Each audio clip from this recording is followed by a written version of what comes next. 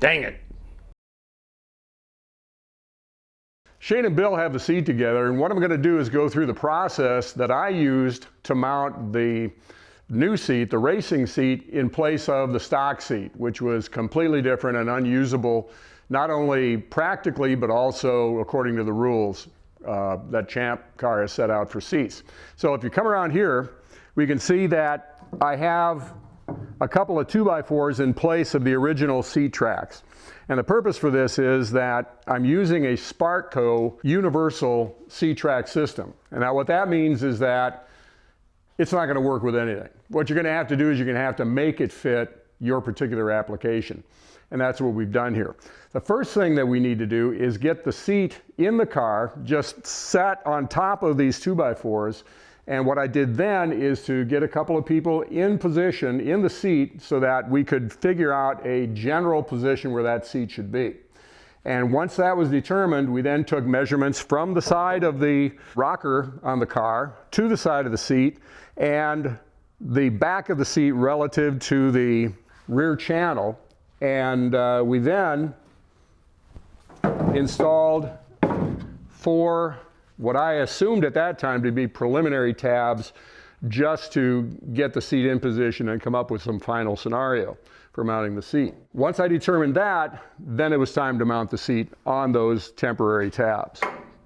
Now, in order to determine where the mounting points are going to be in the car, what we have to do is take some measurements off of the universal seat rails that we got just the other day from Jags Racing Supply. And this is the Sparco universal seat track system. Now, as I said, a universal system isn't going to fit anything. You got to make it fit. And this actually comes in 3 pieces, 2 rails, and then this handle which you pull up in order to be able to adjust the seat. So you put that together, and basically that just involves sliding it onto these 2 tabs that you see sticking out of the latch system here, and then pulling the tracks all the way out or all the way in. I did it with them all the way out. And then what you have to do, as you can see, these things are moving all over the place here. You have to clamp these in such a position where you can actually take your measurements. And that requires that these seat tracks be parallel to each other. And what I'm going to do here is, first of all, take a vice grips and clamp this one in place, flush with the end of the edge of the bench here. I'm going to take a square, square it up so that it's 90 degrees to the bench, and then do the same thing over here.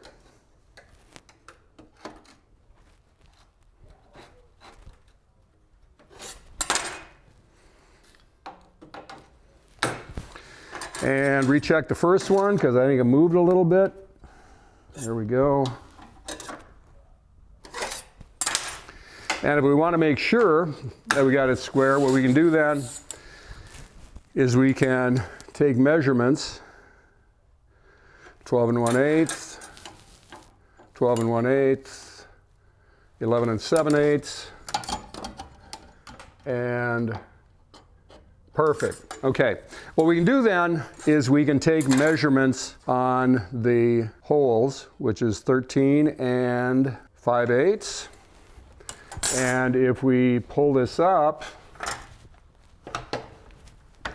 we should be able to slide this back, and we'll assume that's square still. And we find that that is 13 5/8 also. Okay. All right. So what we can do now is we can measure the holes for mounting the track system, the bottom track, into the car. And then also we can, for drilling holes in the seat, measure the center to center distance or edge to edge distance of the holes for a bolt that we're going to have to drill into the seat. And they both work out to also 13 5/8. And we'd also have to take a measurement this way as well, which appears to be 10 5/8. So we got 2 things. First of all, we've got the set of holes that we're going to have to mount tabs into the car in order to bolt the bottom seat track to. And we've also got the dimensions for the holes that we're going to have to drill into the seat in order to bolt the seat to the upper seat track. So there we have it. What you can see right here is the holes that I drilled in the seat in order to accommodate the seat tracks, bolted to the seat track. You'll notice that we have a little bit of elongation here, 1 bolt diameter, where I mismeasured a little bit. Not a big deal because they're going to have massive fender washers on the top, which will make sure that we don't pull the bolts through on impact. So now that we have the holes calculated as far as mounting the track system into the car, what we can do then is we can design mounting tabs that can then be welded into the car, front and rear. And these are what the bottom track will bolt to. And we happen to have one of those handy right here. And it will fit in just like that. 4 bolts. And once we got that installed, then we need to figure out a way of bolting the seat to those tabs, or to the top seat tracks, because we need to get the seat up a couple of inches. Because it turned out that the 2x4 spacing worked out just about perfectly in terms of the vertical location of the seat. So what we're going to do now is we're going to bolt the Sparkle universal seat track into the car.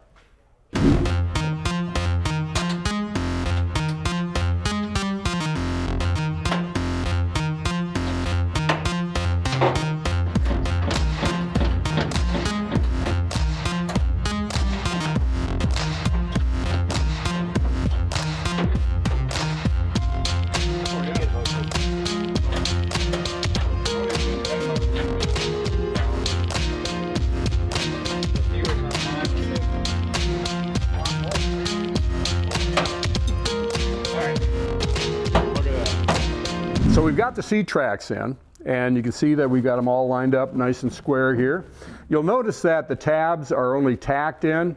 This is in the event that something needed to change later on, we could simply take a high-speed grinder and cut them out very easily and then replace it with something that does work actually a little bit better.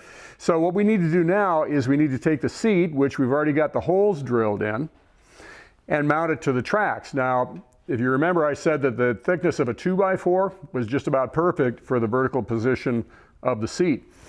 So what I did, I happen to have some round nylon rod that I cut to 2-inch lengths and drilled some 5/16 holes in them.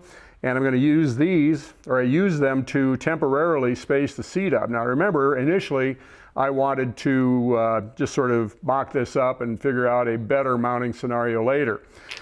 But what I found was after I got the seat installed, this actually works just about perfect. So what I did then is I took some 1-inch aluminum, 6061 aluminum rod, and duplicated the same thing. Now the thing is that the bottom of the seat has a couple of breaks in it, so the front and rear portions of the seat bottom are at a little bit of an angle to each other. So what I did is I machined a 10-degree angle on the end of each one of these, and we can rotate these things around and get them into position where they fit flush, not only to the seat track, but at the bottom of the seat, and should work perfect. So, guys, time to mount a seat.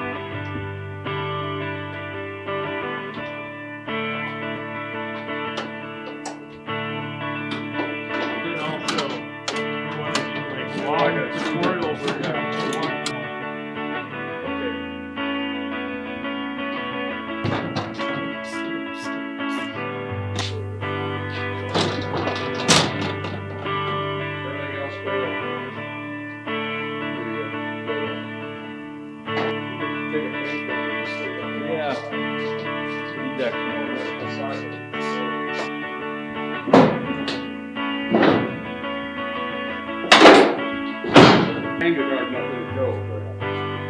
Well, now I can get it back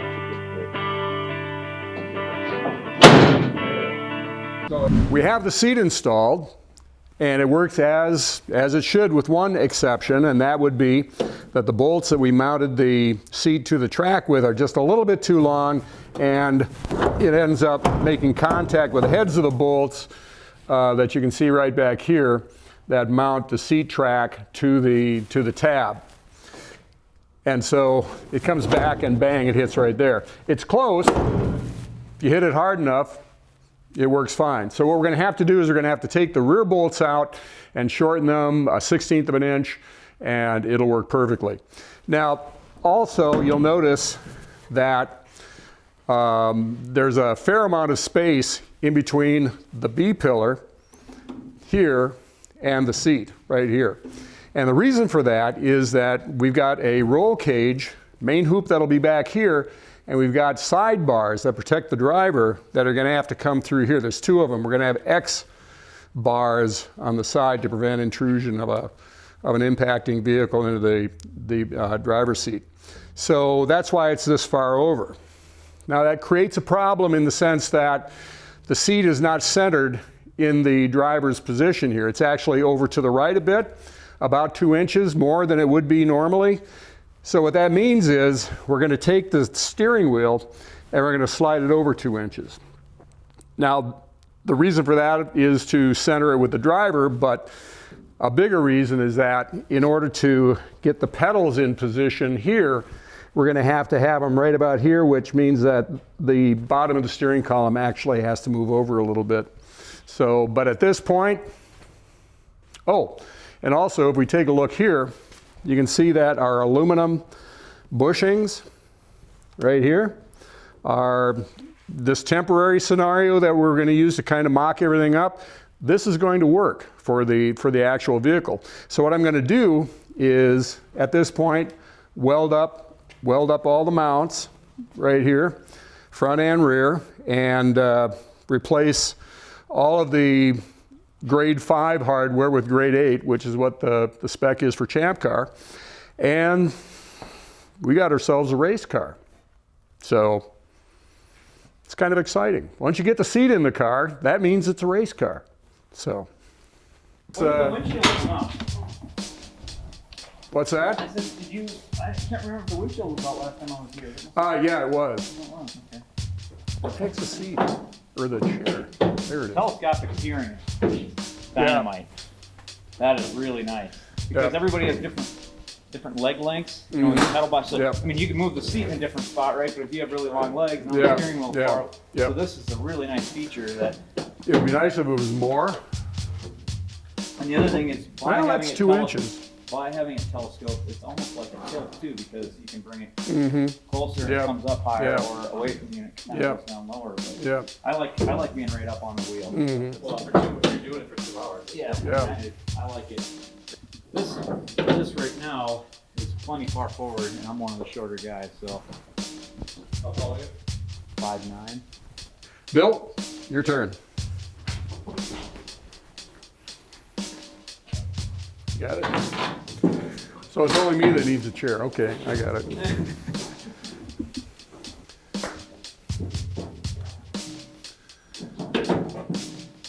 There's some sharp thing right here that I tore the pocket on one of my 4-year-old pair of jeans. Especially if you're going to move the steering wheel. Remove the steering wheel. We got to replace the steering wheel. Moving these over.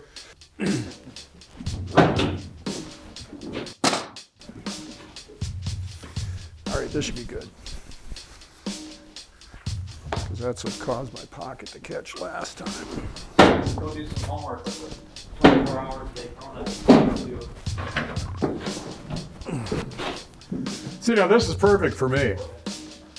Further back, I don't want to slam it, but. You know, that's perfect for me right there. Well, I mean, that's great. I mean, the pedals, assuming the pedals are going to be 2 inches will be perfect on the, you know, moving this over. Even just that ½ inch makes a big difference. But it clearly is. Yeah. Have you ever sat in an Italian, vintage Italian car like a Lamborghini Countach? you're actually sitting at an angle in the car like this because the front tires are so wide and the footwell is so wide that you're sitting at an angle in order to get your feet on the pedals. And the foot box is designed for a pair of size 9C Santianos. Anything bigger than that, I never meet your heroes, okay? I've loved the Countach forever, and I had an opportunity to sit in one. I don't fit in one. Yep. It broke my heart. It broke my heart. Perfect. This is really awesome. So we got the seat installed, and the mounting scenario I think is going to work really, really well.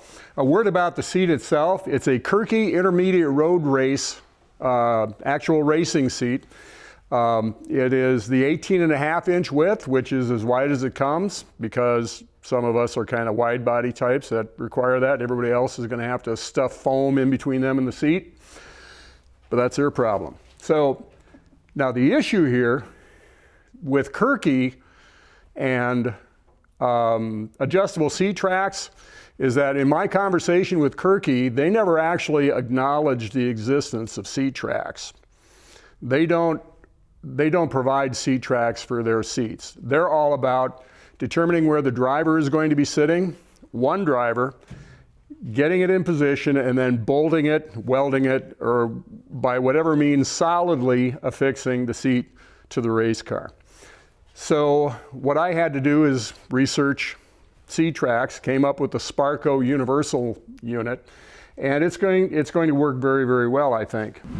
Now remember I said that this is going to be a temporary mock-up scenario as far as the aluminum bushings and longer bolts and all that sort of thing is concerned, and you can see them right here. My original plan was to take the actual Kirky mounting brackets, were essentially large pieces of aluminum angle, and get the seat in position, then mark the holes and actually bolt it into the side of the seat and then down, and then locate the holes in the bottom track here. And that's certainly a way that you could do it. It's just that this worked out so cleanly and it's so simple that I didn't really see the necessity of going with my original plan. So sometimes things work.